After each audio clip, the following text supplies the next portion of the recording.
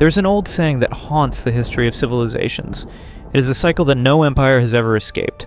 Hard times create strong men create good times create weak men, and weak men create hard times. Look around you today.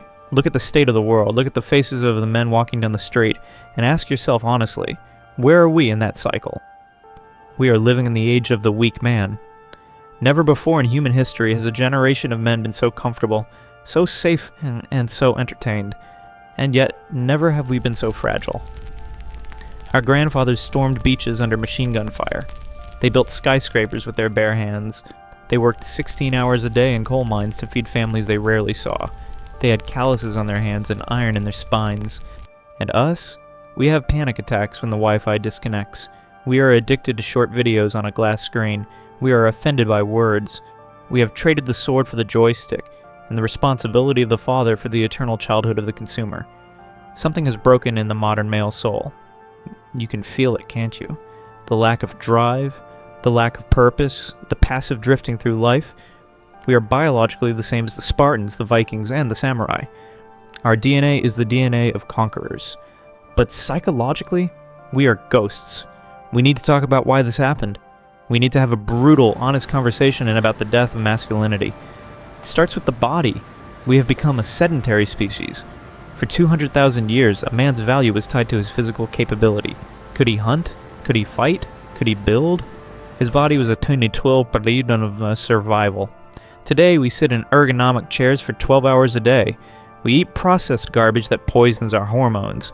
Testosterone levels in men have dropped by 50% in the last 50 years. Think about that. You are, chemically speaking, half the man your grandfather was. When the body becomes soft, the mind becomes soft. You cannot have a warrior's mind in a victim's body. The physical weakness leads to mental weakness. It leads to the nice guy syndrome.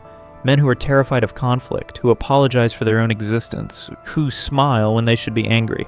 Society has told us that aggression is bad. From the time we are little boys in school, we are told to sit still, be quiet, and stop playing rough. We are drugged if we have too much energy. We are taught that masculinity is toxic.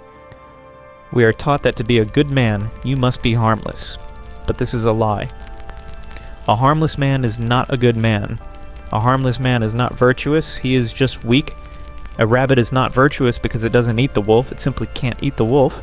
A truly good man is a dangerous man who has power under voluntary control. He is the warrior who keeps his sword in its sheath, but he has the sword. He knows how to use it, and because he is dangerous, his peacefulness has value. If you are not capable of violence, you are not peaceful. You are helpless. And because we have been stripped of our dangerous nature, we escape. We run away. Look at the epidemic of video games.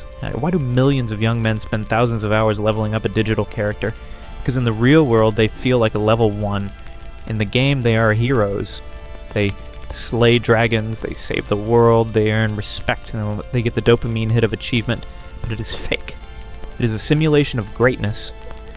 You turn off the console and you are back in your messy room alone with no skills and no purpose. We are sedating our conquering instinct with pixels. We are also the fatherless generation. Even if your father was in the house, was he present? Did he teach you how to be a man? Or was he too tired from work, too checked out, watching TV, leaving you to be raised by your mother and the internet? Without initiation, a boy does not become a man. He just becomes an older boy. He looks for a father figure in celebrities and influencers and politicians. He drifts, looking for someone to tell him who he is. So the question remains, is masculinity dead, or is it just sleeping? I believe it is sleeping, buried under layers of comfort, fear, and social conditioning. But the fire is still there. It has to be.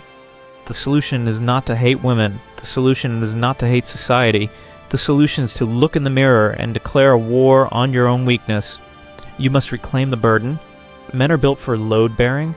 We are designed to carry weight. The weight of a family, the weight of a business, the weight of a community. When you have no responsibility, you have no meaning. You feel empty because you are not useful.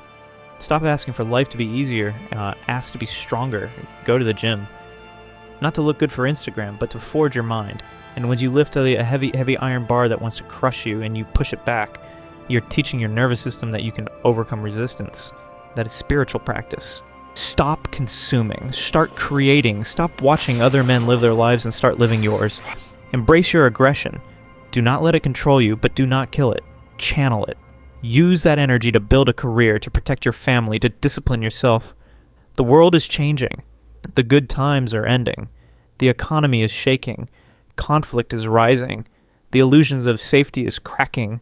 And when the storm truly hits, society will not look to the sensitive, soft, apologetic men to save it. It will look for the strong. It will look for the men who kept the fire burning when the world went dark. Do not let the modern world domesticate you.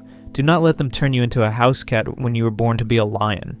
And you're the descendant of survivors. Your bloodline survived ice ages, plagues, and wars. Do not let that bloodline end in a chair, staring at a screen, feeling sorry for yourself. Wake up. The world needs you. Not the weak version of you, the real you, the dangerous, disciplined, capable you. Pick up your sword, pick up your burden, and walk into the storm.